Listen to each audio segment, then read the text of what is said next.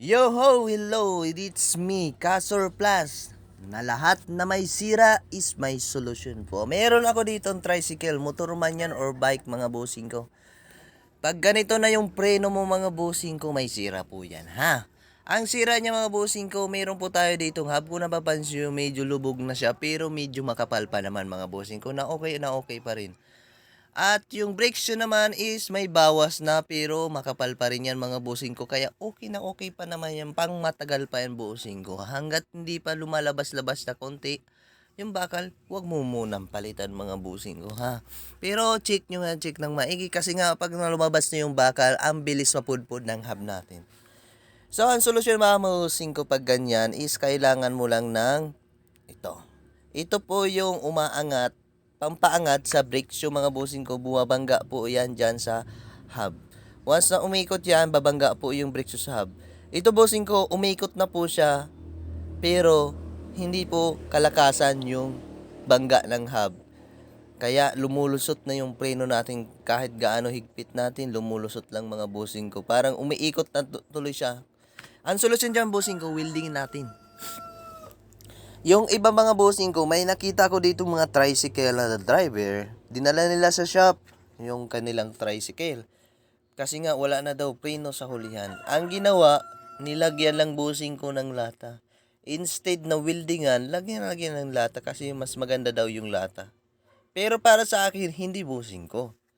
Bakit mo pala lagyan ng lata? Pag napudpud yung lata, ang bilis lang po niyan mapudpud mga bossing ko. Kaya nga lata eh. Ang nipis. Bakit mo pa ilalagay yung lata? Delikado po yung once na napudpud yun.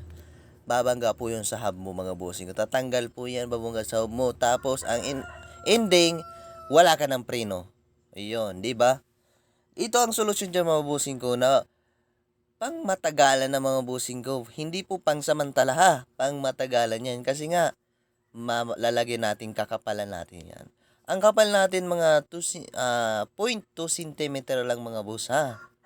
Hindi kakapalan lang, yung tama lang mga bossing ko na magpipreno talaga yung tricycle nyo or motor. Wiweldingin na siya kabilaan, yung ano lang ha, gilid ha, hindi yung katawan mismo ha, yung gilid lang. Laasan lang natin yan. Tapos may nagtanong pala, bakit daw wiweldingin? Pag winilding daw, hindi na siya pantay. Gegi. Bakit hindi naman magpapantay wiweldingin niya? Siyempre papantayin. May grinder naman, di ba?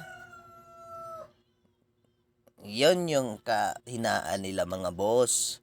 Dapat, pinag-iisipan din kasi yan eh. Siyempre, gagrinderin mo naman yan. Hindi naman yung pakawildin mo, ikakabit mo. Ganggi ka naman eh. Siyempre, ang taas nun, hindi mo naman mawilding na 2.2 cm yan mga boss. Kailangan mo pa rin yung grinder para pantayin. Ganun po yun, mga bossing ko. Weldingan muna natin yan mga bossing ko para okay na okay. At suwabe naman tingnan mga bossing ko yan ha. Hindi po yung problema, hindi po yung babangga. Kasi yung wiwildingin lang natin is yung tinatamaan ng brake shoe. Hindi po yung loob ng papasok natin dun sa ano. Yung sa brake shoe lang mga boss. Kasi nga, wala naman tong bearing. Kumbaga, parang busing lang ito na matigas. Tapos lagyan mo lang ng grasa para madulas pa rin yan. Ganun lang. Kaya dapat, palagi kang may extra grasa sa bahay nyo mga bossing ko. Para nagagamit mo palagi. Once na nagpalit ka ng gulong, lagyan mo na ito ng grasa. Yan. Ang gagandaan nito, di ba na welding na natin, gagrinderin na natin yan syempre. Ang gagrinderin natin, yung pang-grinder talaga na para mabilis lang mapudpud. Yan. Siyempre, sa paggamit itong grinder na ito, siguradong lubak-lubak yan. Hindi yan pantay mga bossing ko kasi grinding disc ito eh. Kung gusto mo mapantay mga bossing, gagamitan natin yan ng cutting disc para mawala yung kanto. Alam mo yun, once na cutting disc yung ginamit mo, pantay na pantay po yan. Hindi po yung tulad na sinasabi mong magiging lubak-lubak yan. Papantayin natin yan mga bossing ko. Estimate na lang natin. Kasi hindi na natin masusukat. Yan. Estimate na lang natin na 0.2 cm. Kasi dapat pareho.